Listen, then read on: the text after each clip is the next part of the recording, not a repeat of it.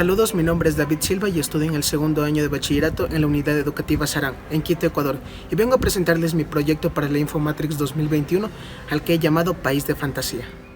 Hay que aprender a ver un mundo en un grano de arena y un cielo en una flor silvestre, tener el infinito en la palma de la mano y la eternidad en una hora.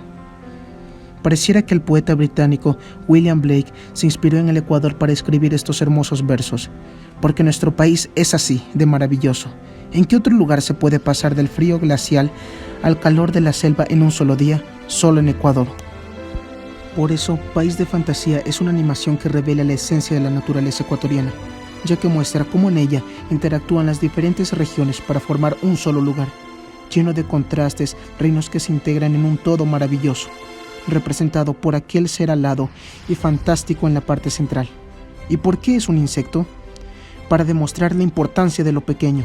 Los insectos son responsables de la polinización y del control de muchas plagas, y sobre todo porque es una metáfora de nuestra realidad nacional, que aglutina una gran diversidad de mundos, costa, sierra, Amazonía y Galápagos, en una geografía increíblemente pequeña.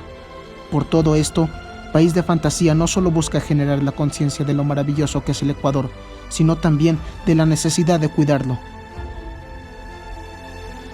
El proyecto se caracteriza por ser una animación que parte de una ilustración basada en elementos sencillos, formas básicas que mediante la interacción y armonización entre sus elementos llegan a crear figuras complejas, yendo siempre de menos a más.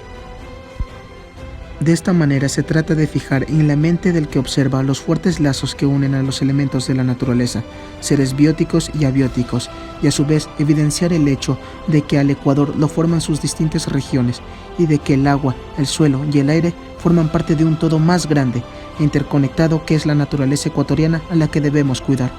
Por eso, este proyecto busca despertar la conciencia de los estudiantes de la unidad educativa Sarán sobre la necesidad de conservar la biodiversidad ecuatoriana. Todo esto a través de la animación y las artes visuales. La pandemia generada por el COVID-19 ha significado para muchas personas, principalmente niños y jóvenes de las ciudades, alejarse de la naturaleza, desvinculación que se ve agravada por un sistema educativo que muchas veces no ha sabido adaptarse en un entorno virtual.